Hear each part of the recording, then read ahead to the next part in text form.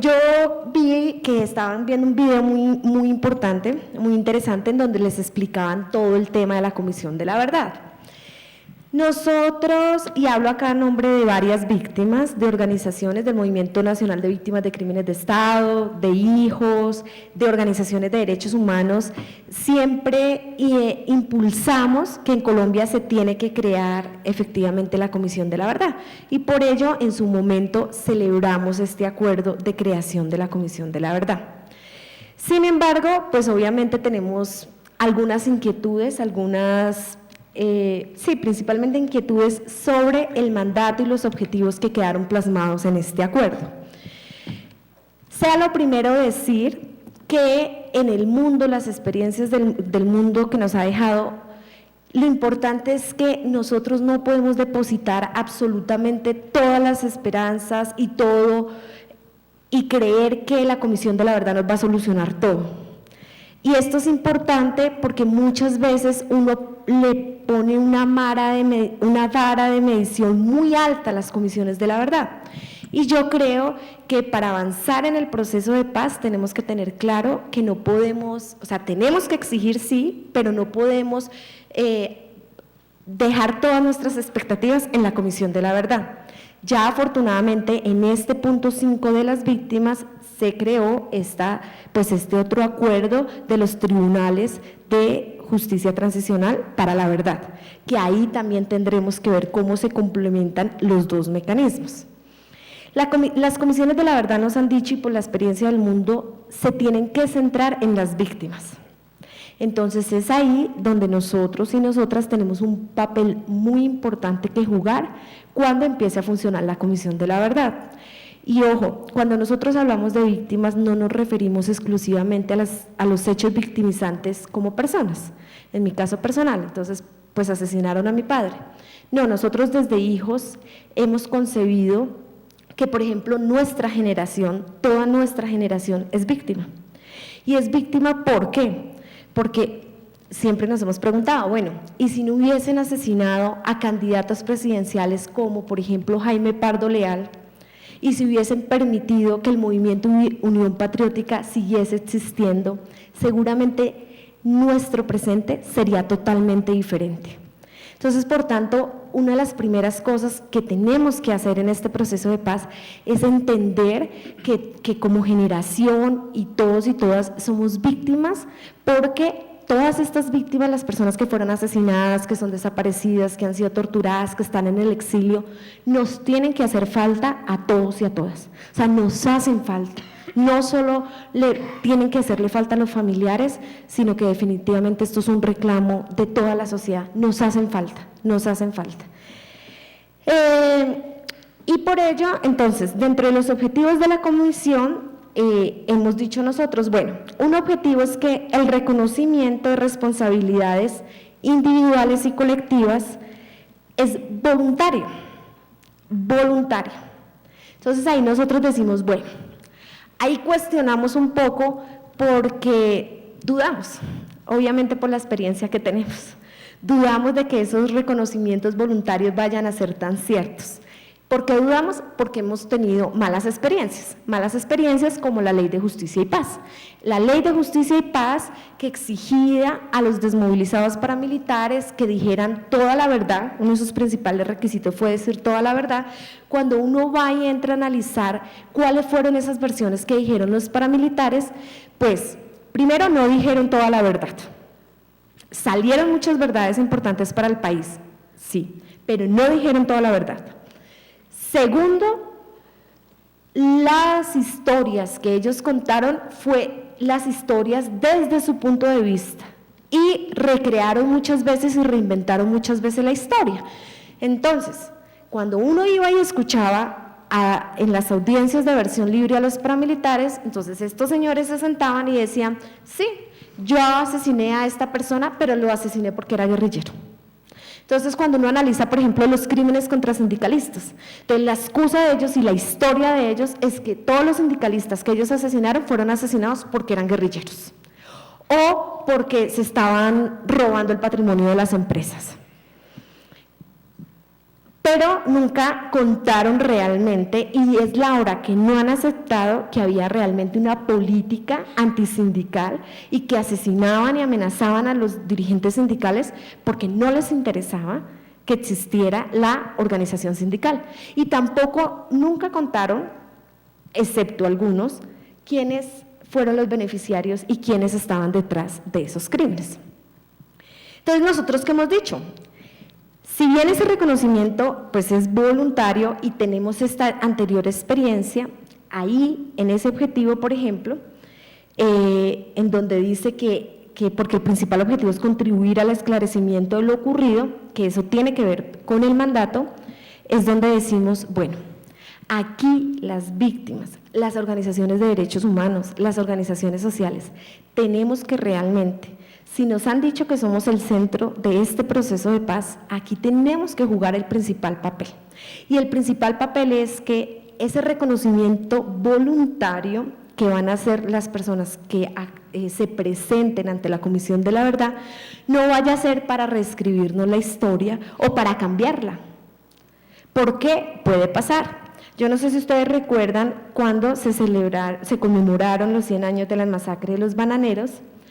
Nosotros hicimos como todo un recopilado y una historia de lo que se había escrito. Y tristemente encontramos que varios historiadores de este país negaron la masacre. En muchos de sus artículos, historiadores reconocidos de este país dijeron que eso era una invención, que la masacre de las bananeras nunca existió. Entonces esto realmente es muy grave, y es muy grave porque, claro, 100 años, fue muy difícil reconstruir eso, ya no hay prácticamente testimonios, no hay personas vivas que nos puedan comprobar cómo fue lo que ocurrió de la masacre de las bananeras. Entonces, si nos pensamos ahorita en nuestra historia, en poco tiempo, en 20 años, no podemos permitir que eso pase, que acá o que se justifiquen determinados crímenes. El otro objetivo es el tema de promover la convivencia en los territorios. En esto no me voy a centrar porque en el video lo explicaron muy bien y explicaron todo el tema de equidad de género, de justicia social, de cooperación y solidaridad, lo cual nosotros celebramos, nos parece muy bien. Y efectivamente esto tiene que ver con lo que nosotros hemos dicho, la paz se construye desde los territorios y por eso es que, insisto, es muy importante que toda la sociedad, todos y todas como sociedad, nos apropiemos de esto de la Comisión de la Verdad, que seamos todos y todas los que vayamos, que no esperemos a que nos busquen, somos nosotros los que tenemos que acudir a esta Comisión de la Verdad para que realmente se construya la verdad también desde los territorios, desde las regiones. Y construir esa relación también de los hechos de lo que ha pasado, por ejemplo, la defensa de la tierra y el territorio. Entonces, por eso nosotros creemos que es muy importante que el tercer objetivo sea promover la convivencia en los territorios. El éxito de la comisión, ellos dicen, ¿de qué va a depender el éxito de la comisión? Primero, ellos dicen que hay compromiso de todos los sectores en el proceso de construcción de la verdad. Y cuando habla de todos los sectores, ellos dicen, bueno, como gobierno y como FARC nos comprometemos con la Comisión de la Verdad. Pero nosotros decimos no solamente esperamos que las dos partes que están negociando se comprometan, sino que para que realmente haya éxito en esta Comisión de la Verdad se tiene que comprometer todos los sectores. Y cuando decimos todos los sectores es que acá hay empresarios que se beneficiaron de los crímenes. Y eso no lo podemos negar y ya se ha dicho y se han compulsado más de 3.000 copias y es la hora que no se ha abierto ninguna de esas investigaciones que hay compulsa. Entonces esperamos que ellos también se comprometan. Esperamos que las multinacionales que se han beneficiado de los crímenes cometidos en este país se comprometan con la Comisión de la Verdad. Porque si estos otros sectores que han sido muy importantes en el desarrollo del conflicto no se comprometen con la Comisión de la Verdad, va a ser muy difícil que realmente pensemos una sociedad reconciliada. O sea, necesitamos que los beneficiarios de los diferentes crímenes cometidos en Colombia también se comprometan con la Comisión de la Verdad. Y si no se comprometen con la Comisión de la Verdad, pues desde la Comisión de la Verdad nosotros, si bien es cierto, la Comisión de la Verdad es un mecanismo extrajudicial que no implica que se investigue a nadie, Lo cierto es que desde ahí nosotros como sociedad sí podemos exigir que, por ejemplo, las verdades que se sepan, al menos presionar para que estos beneficiarios de los graves crímenes y violaciones de derechos humanos cometidas en el país se acojan al Tribunal de Justicia y Paz. Y es una invitación que nosotros hemos hecho, acójanse al Tribunal de Justicia y Paz y cuenten cómo se han beneficiado y cómo hoy en día pues están sembrando los megacultivos de palma, por ejemplo, en las grandes extensiones de tierra donde cometieron masacres y donde desplazaron a la gente. Y ahí tenemos una gran tarea, por ejemplo.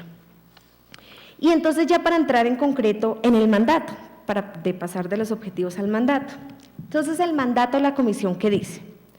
Lo primero que dice es esclarecer y promover el reconocimiento, y ahí dice ese esclarecimiento y promoción del reconocimiento, entonces lo desarrollan en varios puntos.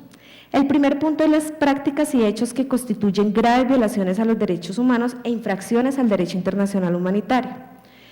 Y en particular dicen lo que reflejan patrones o tengan un carácter masivo que tuvieron lugar con ocasión del conflicto. Acuérdense que una de las grandes críticas, por ejemplo, que ha hecho el MOVICE es que todo el tema de la Comisión de la Verdad, ahorita el Tribunal de Justicia y Paz, y bueno, todos los acuerdos obviamente van en torno a las violaciones de derechos humanos y graves infracciones que se cometieron con ocasión del conflicto. Nosotros sí tenemos una gran diferenciación. Una cuestión es las violaciones de derechos humanos e infracciones al DIH cometidas con ocasión al conflicto, y otras son las violaciones de derechos humanos que han sido sistemáticas en este país y que nosotros atribuimos que son violaciones sociopolíticas. Es decir, acá el Estado ha cometido crímenes de Estado independientemente del conflicto. Un ejemplo de ello es el ataque, por ejemplo, a los defensores de derechos humanos. El ataque a los defensores de derechos humanos ha sido independiente del conflicto. Que ellos lo relacionen y lo justifiquen con el conflicto no significa que sea con ocasión del conflicto. Entonces ahí nosotros sí tenemos una gran diferenciación y decimos, si bien es cierto el mandato de la comisión dice que es con ocasión del conflicto, nosotros decimos esto es una gran oportunidad para el Estado, para que asuma su responsabilidad en los diferentes crímenes. Y cuando hablo de diferentes crímenes, no solo estoy diciendo de los homicidios, de las desapariciones forzadas, de las torturas, sino, por ejemplo, los crímenes que sigue cometiendo, como la persecución contra defensores y defensoras de derechos humanos, las falsas judicializaciones contra estudiantes, defensores de derechos humanos, que los meten presos acusándolos de terroristas, creando todo un montaje judicial. Eso es planeado, eso no es casual, eso es planeado por el Estado. ¿Por qué es planeado? Porque el Estado ha tenido, Colombia tristemente, desde antes de los años 60, ha implementado algo que se llama la doctrina de seguridad democrática. Y dentro de esa doctrina de seguridad democrática concibe al enemigo interno. Entonces, el enemigo interno no ha sido solamente aquella persona que pertenece a un grupo armado ilegal, sino que ha extendido ese concepto y lo ha puesto en toda aquella persona que se opone a determinadas políticas del Estado. Entonces, nosotros, defensores de derechos humanos, que nos oponemos a sus políticas criminales, somos considerados blancos legítimos. Y así lo dice, por ejemplo, los manuales del DAS, que ya pues todos y todas conocemos. Entonces somos blancos legítimos. Entonces esta concepción en donde nos han tildado y nos han concebido como enemigos internos, por ejemplo, tiene que cambiar. O sea, esta es la oportunidad histórica para que este país realmente cambie. Y en este reconocimiento de responsabilidades es una de las peleas que todavía tenemos muy fuerte con el Estado. Y lo digo muy fuerte porque, por ejemplo, cuando nosotros estuvimos allá en La Habana y cuando yo estuve pues con mi delegación, Humberto de la Calle lo primero que nos dice es: nosotros no vamos a reconocer responsabilidad de Estado, Reconocemos que algunos agentes han cometido crímenes, pero no lo reconocemos como crímenes de Estado. Entonces ahí uno dice, bueno, pero si es que nuestra pelea precisamente es que no se diga y no se engañe a la sociedad de que acá, con la teoría de las manzanas podridas, acá hay algunos agentes que cometen ciertos crímenes, pero son aislados. O sea, no puede ser aislado el tema de las ejecuciones extrajudiciales o mal llamados falsos positivos. O sea, no es aislado que precisamente el mismo método que utilizan en el norte del país, en La Guajira, haya sido utilizado en el sur, haya sido utilizado en el oriente. En todos los departamentos utilizaron exactamente el mismo método. Eso no pudo ser de 5 comandantes aisladamente. Eso fue una política sistemática. Por tanto, es una de las grandes peleas que nosotros y grandes retos que tenemos, que esta Comisión de la Verdad finalmente hable de cuáles fueron los crímenes de Estado cometidos, incluyendo el genocidio de la Unión Patriótica. El otro mandato habla de las responsabilidades colectivas del Estado. Ahí dice incluyendo el gobierno y los demás poderes públicos, los de las FARC, paramilitares y cualquier otro grupo organizado o institucional. Para nosotros el tema responsabilidades colectivas lo celebramos, nos parece muy importante, porque efectivamente acá las personas no actuaron aisladamente, sino que acá han funcionado empresas criminales organizadas. Pero sí nos preocupa mucho que como es en el mandato, y ustedes saben que lo más importante de una Comisión de la Verdad es el mandato, porque eso es la ruta orientadora, y solo habla en el mandato de responsabilidades colectivas. Entonces nos preocupa un poco que se vayan a difuminar las responsabilidades individuales, porque si bien es cierto, siempre hemos reclamado que se tenga que ver la responsabilidad colectiva, también es cierto que queremos ver los nombres de los individuos, o sea, que a nosotros no nos vayan a decir después, acá fue el Frente Norte de los paramilitares que cometió este crimen, o acá fue tal frente de la guerrilla y ya, sino que también queremos saber los nombres de esas personas que estuvieron detrás de estos crímenes. Y es la gran preocupación que tenemos frente a ese punto 2 del mandato.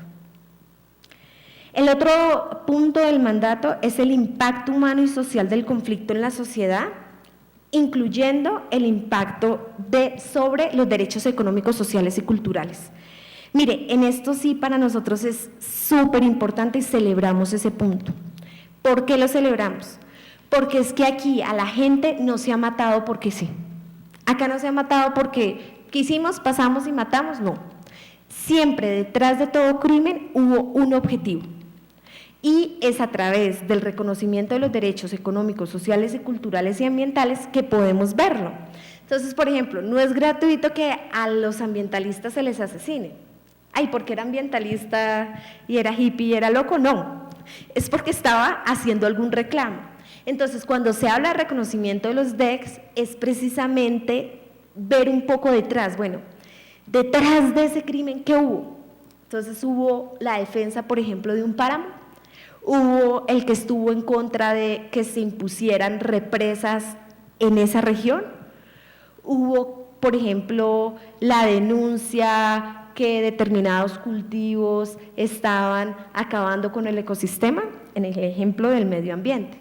Pero los DECs son muy amplios y para nosotros es muy importante. Y yo creo que ahí también está el centro del éxito de la Comisión de la Verdad. Que no se nos diga solamente cuántas víctimas hay, porque afortunadamente acá las organizaciones de derechos humanos y las organizaciones de víctimas históricamente han hecho un muy buen trabajo. Y eso ya está documentado. O sea, el cuántas víctimas hay, entremos al Noche y Niebla y ahí está. Ya lo tenemos documentado. Busquemos el nunca más y hay que celebrar, o sea, hoy en día yo agradezco a todas esas personas que hicieron ese gran trabajo de crear la base de datos del nunca más, porque ya está, tenemos que ir a consultar, ya está registrado.